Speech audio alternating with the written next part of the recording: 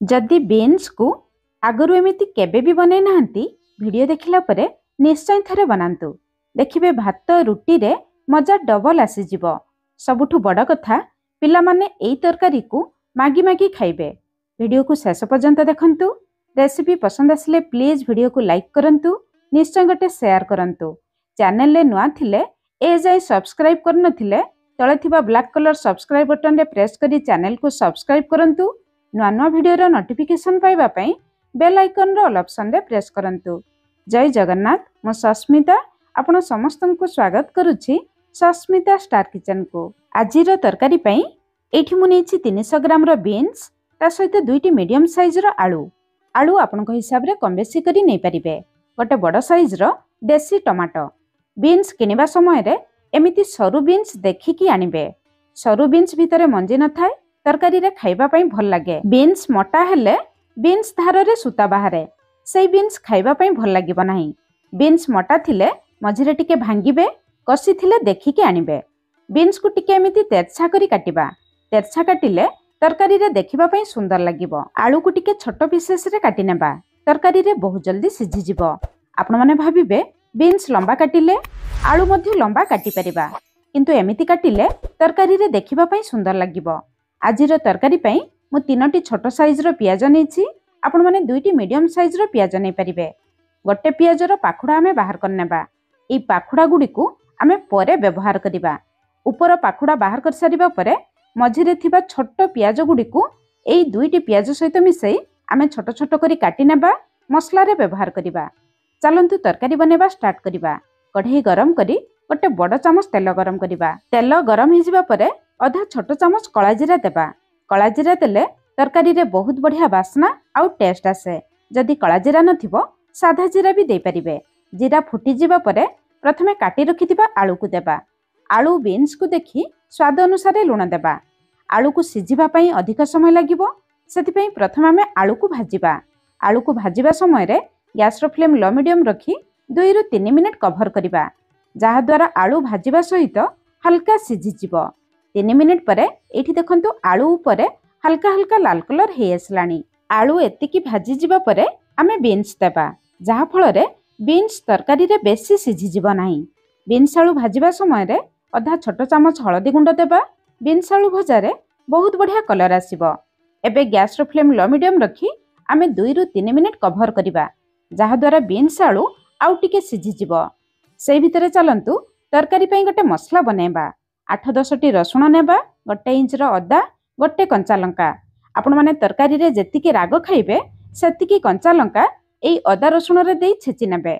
अदा रसुण कंचा लंका को टिके दर छेचा करिबा।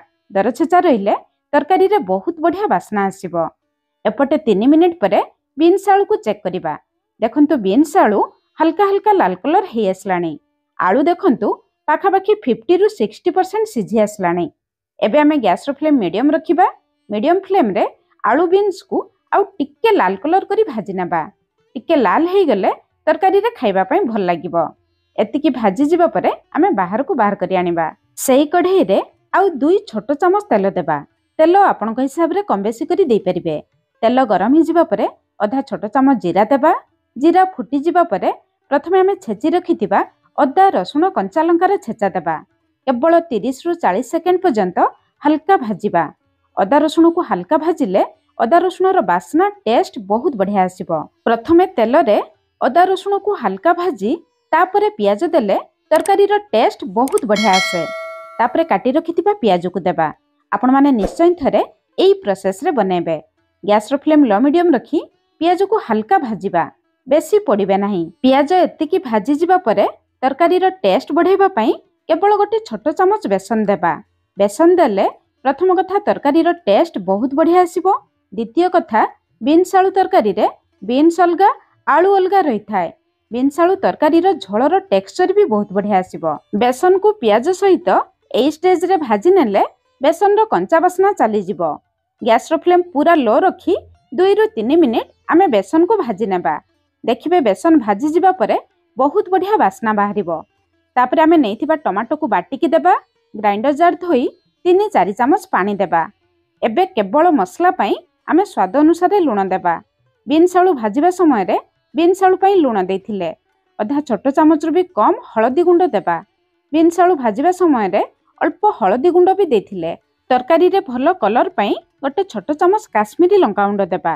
ବେଶୀ ରାଗ ନଥାଏ। ରାଗ ପାଇଁ ଆମେ କଞ୍ଚା ଲଙ୍କା ଦେଇଥିଲେ। ଅଧା ଛୋଟ ଚାମଚ ଜିରା ଗୁଣ୍ଡ, ଅଧା ଛୋଟ ଚାମଚ ଧନିଆ ଗୁଣ୍ଡ ଦେବା। ଏବେ ଗ୍ୟାସର ଫ୍ଲେମ୍ ଲୋ ମିଡିୟମ ରଖି ମସଲାରୁ ତେଲ ବାହାରିବା ପର୍ଯ୍ୟନ୍ତ ଆମେ ମସଲାକୁ ଭଲ ଭାବରେ କଷି ନେବା।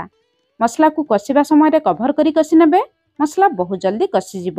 ମସଲା କଷିବା ଭିତରେ ଆମେ ସେପଟେ ଆଉ ଗୋଟେ କାମ କରିବା। ଆମେ ଯେଉଁ ପ୍ରଥମରୁ ପିଆଜ ପାଖୁଡ଼ା ରଖିଥିଲେ ସେଇ ପିଆଜ ପାଖୁଡ଼ା ନେବା। ତା ସହିତ ଗୋଟେ ଛୋଟ ସାଇଜର ଟମାଟୋ ନେବା।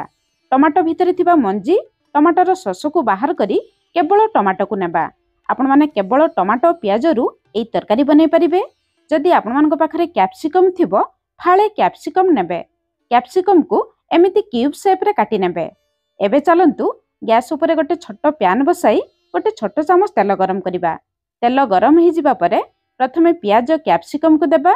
ମିଡିୟମ ଫ୍ଲେମ୍ରେ କେବଳ 1ରୁ 2 ମିନିଟ୍ ପର୍ଯ୍ୟନ୍ତ ଭାଜିବା। ପିଆଜ କ୍ୟାପ୍ସିକମ୍ ଉପରେ ହାଲକା ହାଲକା ଲାଲ କଲର ହେଇ ଆସିଲେ ଆମେ କାଟି ରଖିଥିବା ଟମାଟୋକୁ ଦେବା। ଟମାଟୋକୁ ପ୍ରଥମରୁ ଦେବେ ନାହିଁ, ନହେଲେ ଟମାଟୋ ବେଶୀ ସିଝିଯିବ, ତରକାରୀରେ ଖାଇବା ପାଇଁ ଭଲ ଲାଗିବ ନାହିଁ। ସବୁ ଜିନିଷ ହାଲକା ହାଲକା ଭାଜିଯିବା ପରେ ଆମେ ବାହାରକୁ ବାହାର କରି ଆଣିବା। ମିଡିୟମ ଫ୍ଲେମ୍ରେ ଭାଜିବେ, ସବୁ ଜିନିଷ ଭଲ ଭାବରେ ଭାଜିଯିବ। ଏପଟେ ଚାଲନ୍ତୁ ମସଲାକୁ ଚେକ୍ କରିବା। 5-6 ମିନିଟ୍ ପରେ ମସଲା ଉପରକୁ ତେଲ ଆସିଯାଇଛି। ମସଲା ବି ଭଲ ଭାବରେ କଷି ଯାଇଛି। ମସଲା ଭଲ ଭାବରେ କଷିଯିବା ପରେ ଆମେ ଭାଜି ରଖିଥିବା ବିନ୍ସ ଆଳୁକୁ ଦେବା। ବିନ୍ସ ଆଳୁକୁ ମସଲା ସହିତ ଆଉ କିଛି ସମୟ ଭଲ ଭାବରେ କଷି ନେବା, ଯାହାଦ୍ୱାରା ମସଲାର ଫ୍ଲେଭର ବିନ୍ସ ଆଳୁ ଭିତରକୁ ଭଲ ଭାବରେ ଆସିଯିବ। ଏବେ ଦେଖନ୍ତୁ ବିନ୍ସ ଆଳୁ ଭଲ ଭାବରେ କଷିଗଲାଣି। ଏବେ ତରକାରୀରେ ଝୋଳ ପାଇଁ ଆମେ ଅଳ୍ପ ଗରମ ପାଣି ଦେବା, ଜମା ଥଣ୍ଡା ପାଣି ଦେବେ ନାହିଁ। ଏଇ ତରକାରୀରେ ଆମେ ବେଶୀ ଝୋଳ କରିବା ନାହିଁ, ସେଥିପାଇଁ ବେଶୀ ପାଣି ଦେବେ ନାହିଁ। ଏଇ ତରକାରୀକୁ ଆମେ ଟିକେ ଲଟପଟିଆ ରଖିବା। ଏବେ ଆମେ ଭାଜି ରଖିଥିବା ଟମାଟୋ, ପିଆଜ, କ୍ୟାପ୍ସିକମ୍କୁ ଦେବା।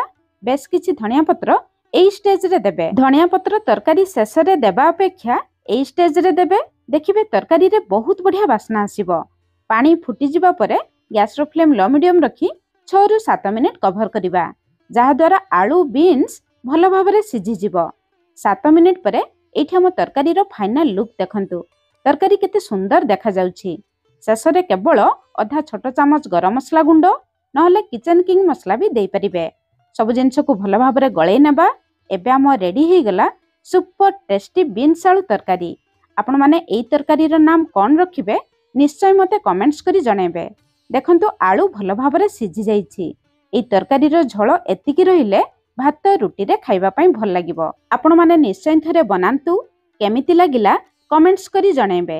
ଆଜି ପାଇଁ ରହିଲି, ପୁଣି ଦେଖା ହେବା ନୂଆ ରେସିପିରେ। ଧନ୍ୟବାଦ।